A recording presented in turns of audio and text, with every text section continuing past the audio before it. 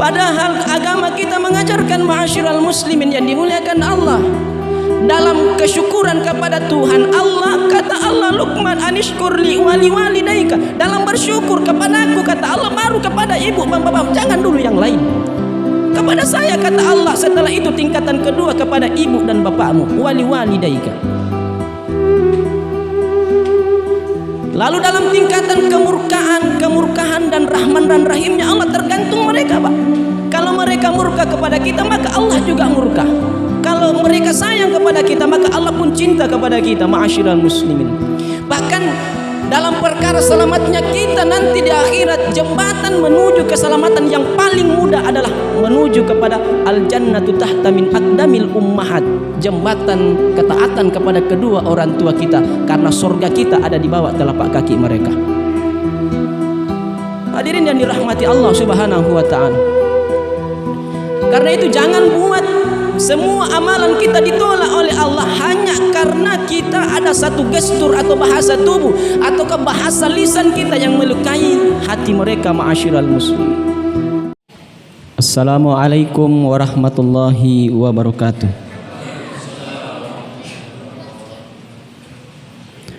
Alhamdulillahirabbil alamin. Senantiasa kita bersyukur kepada Allah Subhanahu wa taala atas segala limpahan nikmat dari Allah Subhanahu wa taala kepada kita semua. Allahumma sholli ala sayyidina Muhammad. Salawat tetap tercurah kepada Rasulullah Muhammad sallallahu alaihi wasallam, tauladan dunia dan akhirat untuk kita semua. Para bapak ibu jemaah yang berbahagia,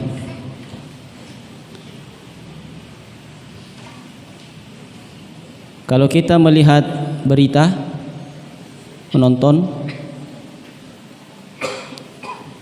di terminal atau di bandara, bahkan di pelabuhan, itu sudah banyak yang melakukan mudik, dan ini adalah tradisi setiap tahun menjelang awal bahkan akhir dari Ramadan. Hadirin yang dimuliakan Allah, dari sekian banyak alasan, yang cukup menyentuh di hati adalah mereka rela meninggalkan tempat perantauan, kembali ke kampung halamannya untuk bersama membagi kebahagiaan dengan orang-orang yang mereka cintai. Terlebih lagi kepada kedua orang tua, baik yang sudah masih hidup maupun sudah meninggal, dalam artian berziarah ke makam mereka. Jemaah yang saya muliakan, untuk memahami itu, bagaimana semangat ingin berjumpa dengan orang yang kita kasihi, khususnya kedua orang tua, saya mencoba mengantar para jemaah untuk menyimak satu cerita. Cerita ini mungkin para jemaah sudah ada yang dapat melalui WA group ataukah dikirimkan secara pribadi oleh rekan. WA itu begini ceritanya. Suatu ketika seorang ibu yang sangat rindu kepada anaknya yang bertahun-tahun tidak kembali karena merantau di negeri orang. Sang ibu ini begitu rindunya, tidak bisa lagi ditahan, akhirnya menelpon. Yang ditelepon adalah anaknya, laki-laki. Kebetulan anaknya itu sukses di perantauan, jadi orang kaya, bahkan menduduki satu jabatan, Pak. Ketika ditelepon oleh sang ibu menjelang Ramadan, "Nak, kapan datang?" Ibu sangat rindu. Sang anak menjawab, "Masih sibuk, Mak. Belum ada cuti libur yang dikeluarkan oleh kantor, dan nanti ada waktu libur saya akan usahakan kembali ke kampung." Sang anak mematikan telepon. Sebulan setelah itu sang ibu lagi menelpon, Pak. Nah, sekarang sudah lebaran. Kapan datang? Kami sudah rindu. Membayangkan masa-masa kecilmu dulu di rumah yang sederhana, di rumah kayu ini. Pulanglah nak. Ayah dan ibu sangat merindukan dirimu.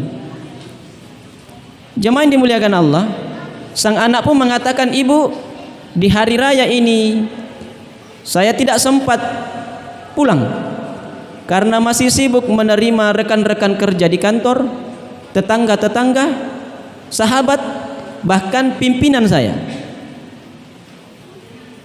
Ditelepon, dimatikan handphonenya. Namanya seorang ibu, sebulan setelah itu lagi-lagi masih menelpon. Nak, kapan pulang? Kami sudah rindu dengan ayahmu. Dengar kabar kamu telah membeli rumah mewah. Sang anak menjawab, alhamdulillah mah, sudah beli rumah dan kami sudah huni bersama dengan anak dan istri. Kapan pulang? Lagi-lagi sang anak menjawab, tidak tahu, dengan alasan sibuk. Ibunya menjawab, sukses anakku dunia dan akhirat.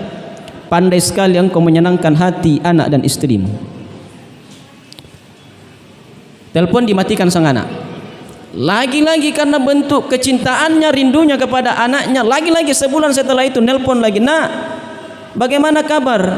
Dengar cerita kamu sudah membeli mobil mewah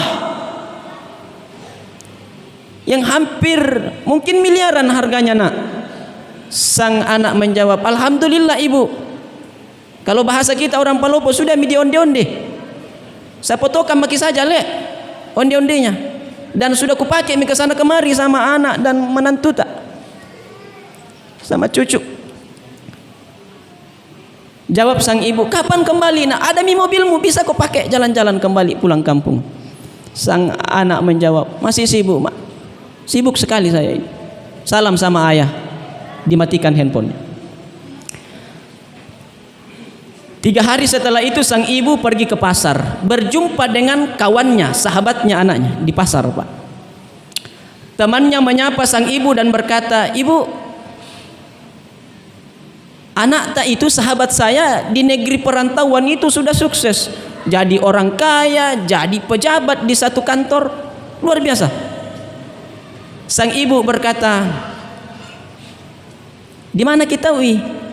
Dia bilang di WA grup, karena kami dan saya sering chat-chatan, bahkan di grup sering diupload kegiatannya. Sang ibu berkata, kau jian cerita itu le, bukan saya. Artinya selama ini sang ibu tidak pernah pergi ke tetangga untuk memamerkan kesuksesan anaknya. Dia hanya ingin anaknya kembali untuk melampiaskan kerinduan di dalam ma'asyiral muslim. Kemudian sang temannya tadi melanjutkan cerita, bu, anak tak itu baru pulang dari Eropa, tepatnya dari Belanda, berlibur dengan anak istrinya. Sang ibu bertanya heran, nak tidak ku tahu nak, dari mana kau tahu? Dia bilang dari WA group, karena dia upload perjalanannya. Begitu. Iya.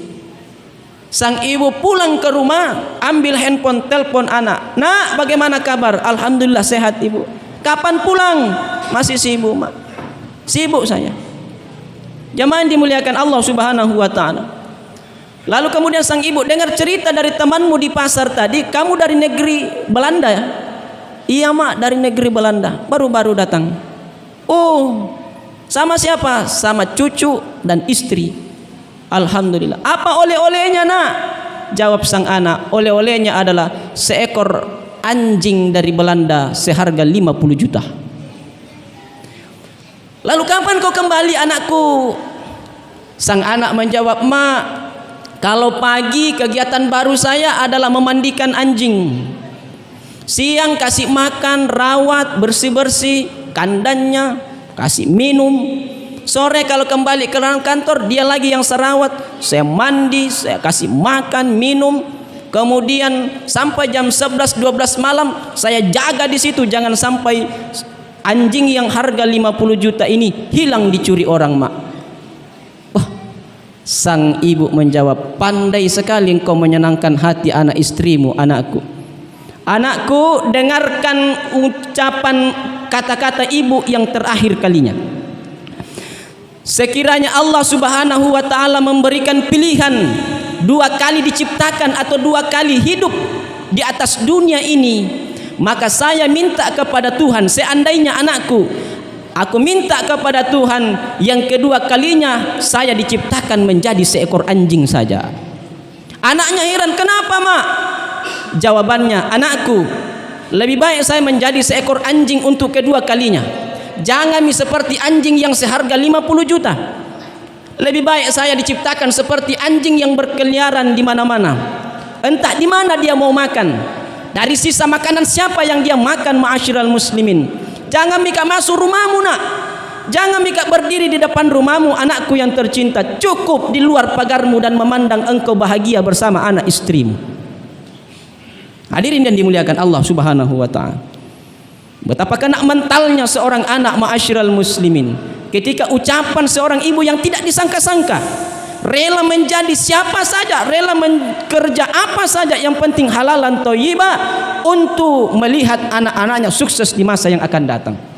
Lalu kemudian kita hari ini dengan kesuksesan itu, nah tidak minta aja orang tua tak itu harta tanah, kasuistik saja anak.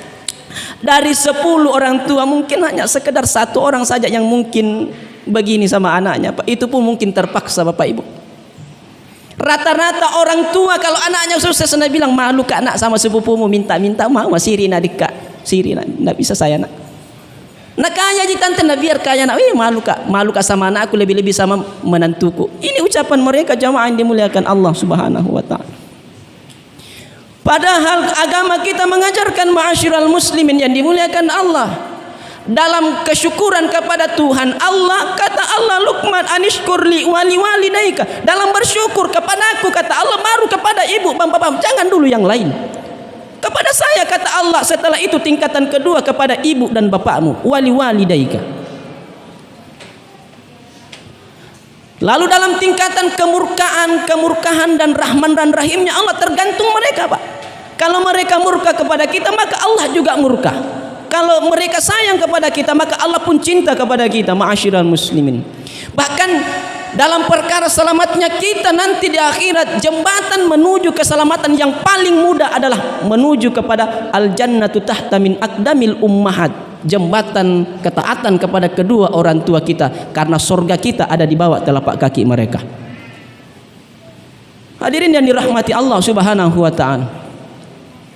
Karena itu jangan buat semua amalan kita ditolak oleh Allah hanya karena kita ada satu gestur atau bahasa tubuh atau bahasa lisan kita yang melukai hati mereka, ma'asyiral muslimin.